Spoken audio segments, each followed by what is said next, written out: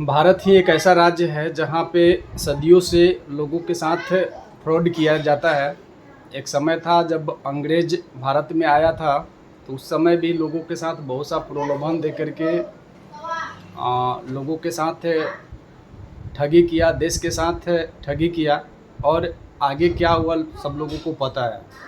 आज भारत में जस्ट वैसा ही कुछ टेलीकॉम कंपनी लोगों के साथ कर रही है। अगर आप लोगों को याद होगा तो आज से 15 साल पहले टेलीकॉम कंपनी लोगों को लाइफ टाइम फ्री सिम देती थी। अब लाइफ टाइम फ्री सिम का मतलब क्या होता है सब लोगों को पता है।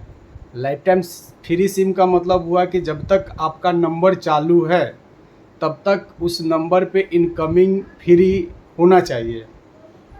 सब लोगों को पता है कि उस समय लोगों के साथ बस यही बोला जाता था कि आप सिम लीजिए, लाइफ टाइम फ्री मिलेगा। मतलब कि आप अगर 1 रुपया भी रिचार्ज नहीं करवाते हैं तो फिर भी आप लोगों से बात कर सकते हैं, मतलब आपके मोबाइल पे फ़ोन कॉल आएंगे। उस समय क्या होता था कि लोग अपने सुविधा के अनुसार 10 रुपया 20 रुपया का रिचार्ज होता था। अगर मान कर चलिए आपको कॉलिंग करना है तो 20 रुपये का भी अगर आप रिचार्ज करवाते हैं तो वह बैलेंस आपके मोबाइल पे हमेशा रहता था। लोगों के पास मोबाइल उसी समय इसलिए था कि लोग एक दूसरे से कनेक्ट हो सके, बात कर सके। ठीक है, एक दौर ऐसा आया जब भारत में लगभग 15 से 20 टेलीकॉम कंपनी आई, जिसमें Uninor, Airtel, Vodafone, idea, Tata Indicom, ये सब प्रमुख कंपनियां थी जो अलग अलग ऑफ़र लेकर के आई, लोगों को कनेक्ट किया। यूनिनॉर उस समय अगर आप यूनिनॉर का सिम रखते हैं तो यूनिनॉर टू यूनिनॉर वो फ्री कर देती थी। लोग यूनिनॉर को ज़्यादा ये किया। तो बहुत सारी कंपनी थी, बहुत सारे लोगों के पास ऑप्शन था। लेकिन एक ऐसा दौर आया जो कि 2G से 3G में कन्वर्ट हुआ, 3G से फिर 4G में कन्वर्ट हुआ। 4G में जैसे कन्वर्ट हुआ तो लोगों का सबसे पहला क्या टेलीकॉम कंपनी काम करवाया कि आपके पास जो बटन वाला मोबाइल था उसको आपने फेंक दिया। ठीक है, जब तक आप उसको फेंकते नहीं तब तक आप 4G का लाभ नहीं उठा सकते थे, 3G का लाभ नहीं उठा सकते थे। ठीक है, उसी दौर में जियो लॉन्च किया। जियो जिस तरीके से एंट्री हुई मार्केट में लोगों को पता है, उसने फ्री बोल करके लोगों को सिम बांटा। आप फ्री में सिम लीजिए, आधार कार्ड अगर आपके पास है तो आप सिम आपको मिलेगा। लोग लाइन में लग करके जो है घंटों लग करके सिम लिया। 6 महीना रिचार्ज फ्री, 6 महीना उस समय आपको इंटरनेट पैक का रिचार्ज करवाना होता था, जो कि लोगों को हमको लगता है कि 2 GB अगर किसी को इंटरनेट मिल रहा है तो वो पूरे महीना यूज कर लेता था, और हमारे जैसे लोग यूज कर पाता था। सिंपल लोगों के पास वो भी बच जाता था, क्योंकि उस समय इंटरनेट की ज़्यादा लोगों की ज़रूरत नहीं थी। बेसिक जो ज़रूरत थी वो कॉलिंग की ज़रूरत थी, और लोग बढ़िया से उसको इस्तेमाल करते थे। लेकिन जब से जियो लॉन्च किया, लोगों को पहले फ्री सिम बांटा, फ्री इंटरनेट दिया, फ्री कॉलिंग्स दिया। उस समय फ्री का जो सिस्टम होता था सेम नेटवर्क के लिए होता था, लेकिन जब जियो लॉन्च किया तो वो सभी नेटवर्क को फ्री कर दिया। लोगों को लगा कि चलो भाई फ्री वाला ही ले लेते हैं, रिचार्ज करवाने की क्या ज़रूरत है। भारत में लगभग 100% कह सकते हैं, 90% नहीं कहेंगे, 100% लोग 2-2 सिम रखने लगे। एक जियो का सिम ले लिए। जियो का सिम लेने का मतलब है कि एक आपको अलग से मोबाइल भी ख़रीदना पड़ता, क्योंकि जियो का सिम वो स्मार्टफोन में ही काम करता था। तो उस समय लोग छोटा छोटा मोबाइल को फेंक करके या तो उसको डबल कर लिए, एक छोटा मोबाइल रखते थे, एक बड़ा मोबाइल रखने लगे। लोगों को एक फ्री इंटरनेट फ्री के नाम पे लोगों के साथ ठगी किया गया। आपको आदी बना दिया गया कि नहीं, आप इंटरनेट आप यूज कर सकते हैं। लोगों ने भरपूर मात्रा में इंटरनेट का इस्तेमाल किया, कॉलिंग्स किया। ठीक है, आज के डेट में क्या स्थिति बनी हुई है किसी से छुपी हुई नहीं है। वो फ्री लोगों को नहीं देने के लिए था। कंपनी किसी भी लोगों को फ्री नहीं दे रही थी। कंपनी का टारगेट उस समय ये था कि बाकी जो 15 जो कंपनी है भारत में, 15 या 20 कंपनी, उसको यहाँ से कैसे बर्बाद कर देना।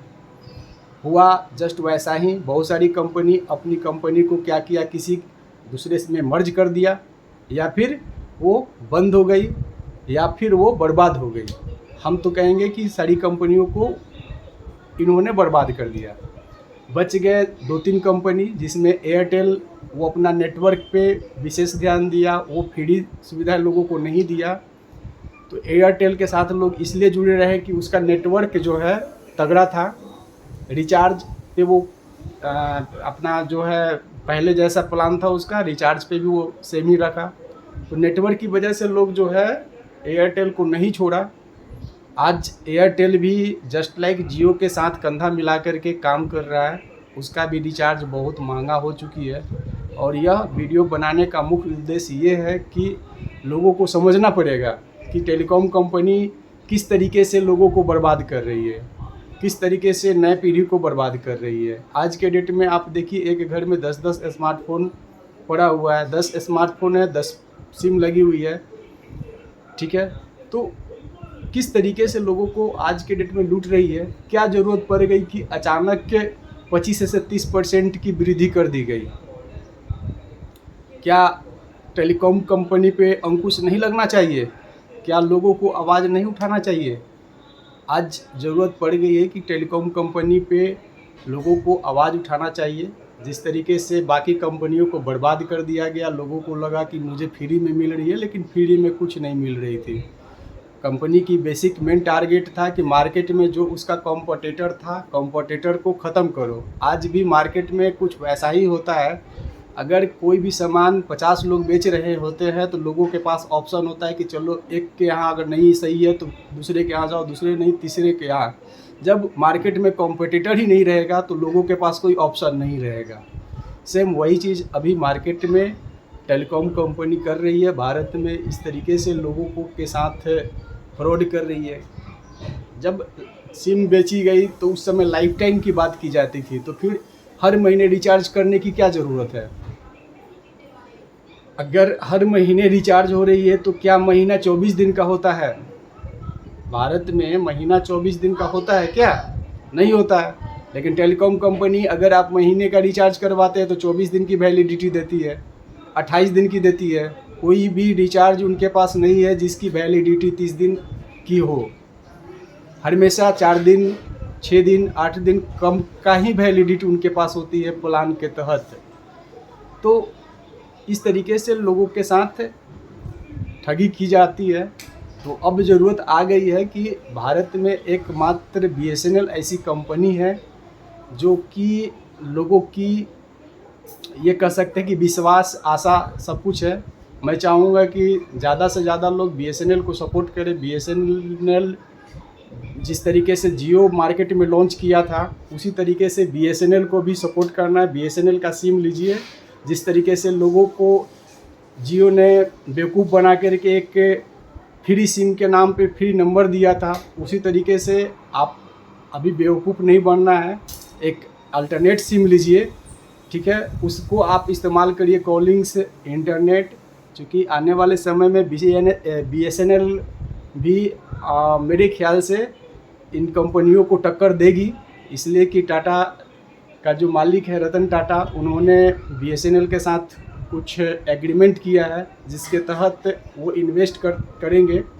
नेटवर्क पे विशेष ध्यान दिया जाएगा क्योंकि ज़रूरी हो चुकी है। जिस तरीके से लोगों के साथ 420 का काम किया है बाकी जो टेलीकॉम कंपनी है और इस पर कोई अंकुश नहीं लगा रहा है, ये बहुत दुख की बात है।